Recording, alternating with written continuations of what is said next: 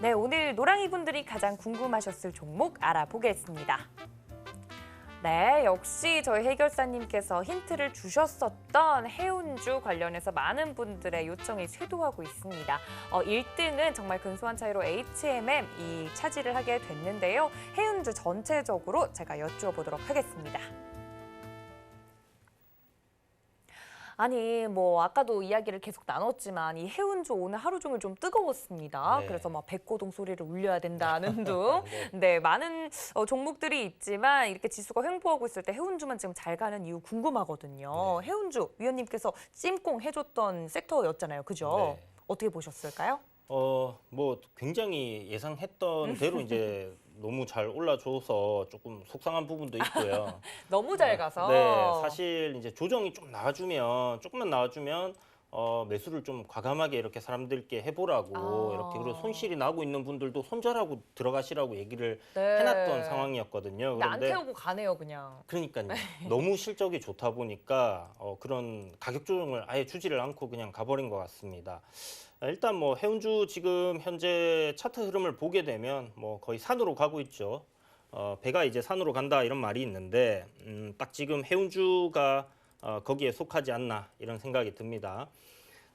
HMM 같은 경우는 작년에 이제 흑자 전환이 됐죠. 그래서 적자에서 흑자로 턴어라운드가 되었는데 3분기까지 한 4천억 정도 영업이익을 내던 게 4분기에 5천억 영업이익을 한 분기 만에 내버렸어요. 그렇기 때문에 이제 실적이 굉장히 폭발적으로 증가를 했고 이제 여기에 좀 기여했던 요인들이 이제 해운 운임이 그동안 굉장히 이제 이렇게 올라가지 못하고 있었던 부분들이 있었는데 최근 이제 코로나19가 이제 터지면서 물동량이 줄어들 거다라고 생각을 했나 봐요. 그래서 좀 오래된 배들 같은 경우는 이제 스크랩 처리를 많이 해버린 상황이고 하다 보니까 이 선봉량이 굉장히 부족한 상황입니다. 그런데 이제 배는 뭐 이렇게 쇼핑하듯이 바로바로 이렇게 찍어낼 수 있는 그런 상품이 아니다 보니까 시간이 이제 보통 발주를 하게 될 경우 한 1년에서 한 2년 정도가 걸리는 상황이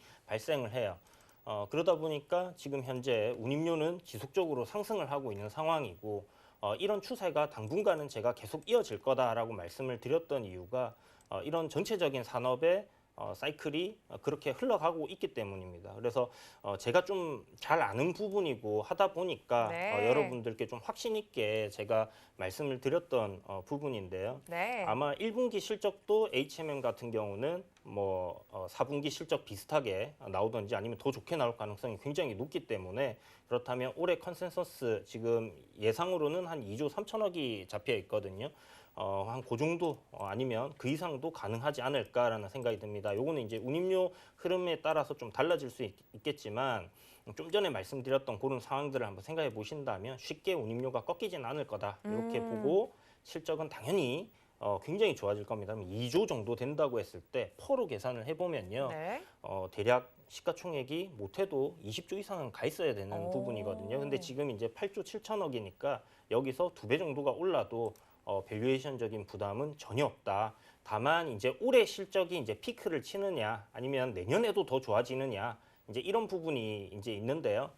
그 부분은 일단 주가가 뭐 한 4만 원 정도 올라간 이후에 생각을 해도 늦지 않을 것 같다 이런 생각이 들고 지금 해운주들 보면 네.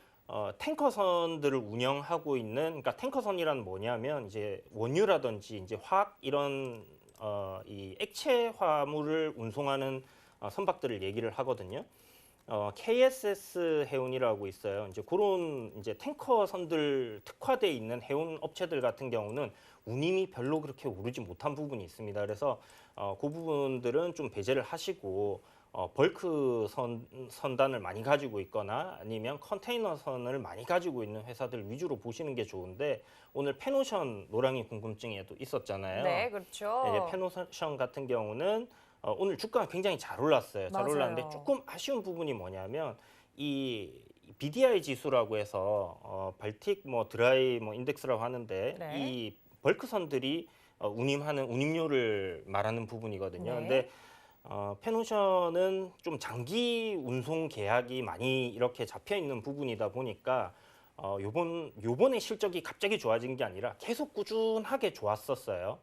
그렇기 때문에 아마 이 실적이 폭발적으로 증가하는 부분은 좀 다른 해운 업체들보다는 떨어지지 않나라는 생각에서 제가 등급을 나누자면 HMM이 가장 좋을 것 같고, 그 다음에 대한해운, 그리고 페노션, 이렇게 이제 실적적으로 봤을 때는 이제 그렇게 움직이지 않겠나 이렇게 생각이 듭니다. 그래서 이 부분 여러분들 지금도 뭐 이렇게 주가는 좀 많이 올라 있어요. 올라 있지만 앞서 제가 말씀드린 것처럼 실적이 피크가 아니기 때문에 앞으로 주가는 더 올라갈 가능성이 높다 생각을 하시고, 올라갈 때 급등할 때 추격하지 마시고 조정이 나오는 음봉이 탁 떨어지면 그때 매수한다 생각을 하시고 접근을 해보시는 게 좋을 것 같아요. 알겠습니다. 사실 뭐 실적이 너무나 당연하게 잘 나올 것으로 예상이 되는 업종인 거 알긴 알았는데 이렇게 날 태우지 않고 바로 제트스키처럼 슝 하고 날아갈 줄 몰랐는데, 해운주 너무 잘 갔기 때문에 아직 나 탑승 못했다 하시는 분들은 약간의 조정을 기다려보자라는 신규 매수 관점에서도 이야기를 해드렸습니다.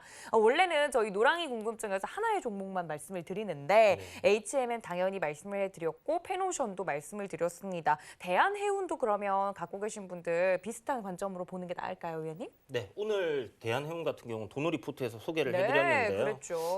뭐 다른 HMM이나 아니면 페노션보다는 뭐 오늘 좀 오르긴 했지만 네. 기술적으로 봤을 때 대한해운 같은 경우는 이제 상한가가 막 들어가고 그러니까요. 20% 이상 급등이 나오는 좀 끼가 있는 종목이다 이렇게 볼 수 있어요. 그래서 한번 갑자기 급등을 할 수 있는 그런 부분도 놓여 있으니까 참고해 보시고요. 실적적인 부분에서 폭발적인 증가가 일어나고 있는 것은 HMM, 그리고 좀 전에 말씀드렸던 요 세 종목인데 대한해운 같은 경우는 실적이 그렇게 막 HMM처럼 막 한 3분기 동안 벌었던 것 이상을 막 내고 이런 부분은 없기 때문에 그런 부분들은 조금 참고하셔서 아마 HMM이 대장으로 올라가고 따라가는 흐름으로 계속 움직이지 않겠나 이렇게 생각이 듭니다. 알겠습니다. 해운주 삼형제의 움직임에 대해서도 이야기를 해드렸습니다. 뭐 저희 해결사님께서 항해사 출신이어가지고 더욱더 믿음직스러운 것 같은데, 이 해운주는 저희 이주연 해결사님과 함께 이야기를 앞으로도 더 해보시면 좋을 것 같습니다.